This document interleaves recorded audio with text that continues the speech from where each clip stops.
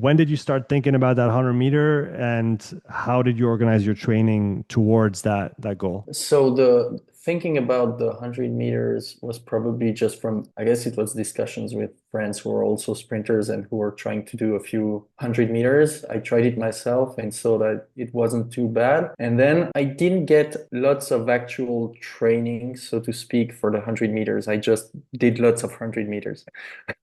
So it was more lots of time trials, Okay. 100 meter as fast as you can, and it kept getting better week after week. So it wasn't a long time. Also because I think mentally and nervously takes a lot out of you because you have to be in a very specific mindset for such a short sprint, and it's a bit draining. And also the sheer power and amount of watts takes a little bit out of you. So I can't do it for a very long time. So it was probably 5 weeks of 100 meters, and then I switched to something else because then I would get probably burned out if I kept going after it for longer. Okay, so you had And that kind of the short window of trying to get yeah, the record itself. Talk about maybe the 2 or 3 months of training leading up to that window of opportunity. How was your training or organized? Maybe let's run through a typical week. When do you have one session a day? When do you have two sessions a day? How do you split that over the week and the type of sessions that you would do? well, I was coming out of a few months of higher volume training, and I think when I had the 100 meter in mind and dropped all that endurance stuff, then the adaptations came rather quickly. Mm. And yes, you can make lots of gains in a very short time on sprints. At least that's my personal experience. So I would say yes, I was coming out of a higher volume block of training, and that would be very different modalities. So there would be some steady state on the bike erg or on my road bike. There would be some actual rowing on the water. There would be no steady state on the row erg, so no indoor rowing steady state. Some running sprints. Mm. Um, there would be, yes, mostly bike, run, row. Okay, and And that's for the and endurance stuff, and then you would have the strength training too, right? yes, strength training has been very consistent for a year now. I've been doing 2 sessions every week, trying basically never missing a session for a year now.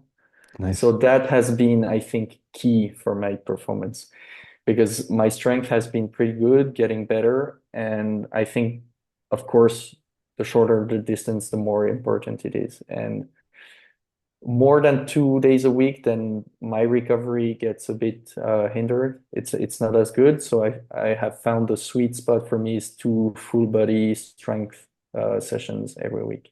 Can you run us through those sessions? How do you structure them, and what are the main movements, the number of Uh-huh. sets, Uh-huh. reps? So right now it's 8 movements per session. Um, so I could give you what I do on each day. Mm. So for example, what I did this morning is I start with some back squats.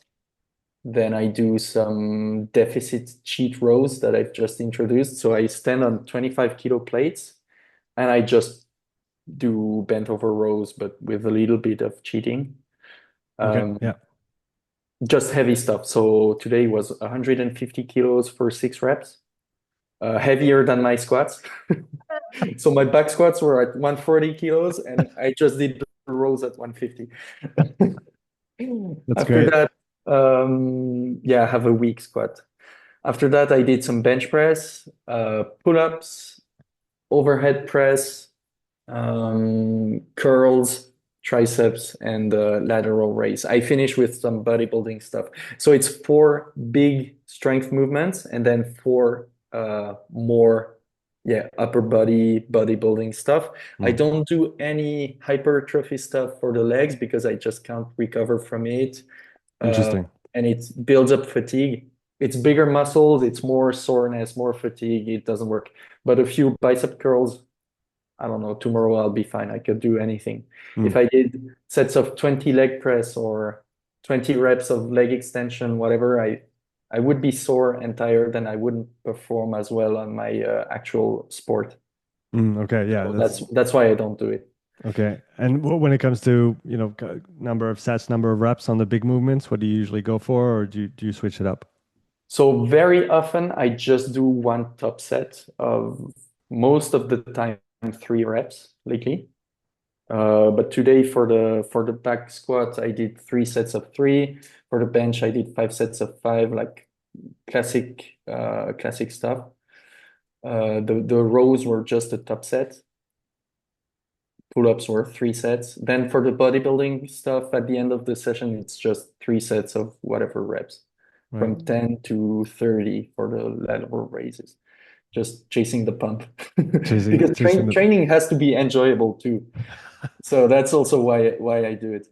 And then on I the think second, I just sorry to cut you off. I think that's an underrated reason to include an exercise in any yes, training routine is, oh, why are you doing this? Because I like it. I think that's a great justification to include it because, like you said, things have to stay fun, and sometimes why not do a couple things that make you happy, and it's going to make all the training that much more enjoyable, especially if you finish the session with it, right?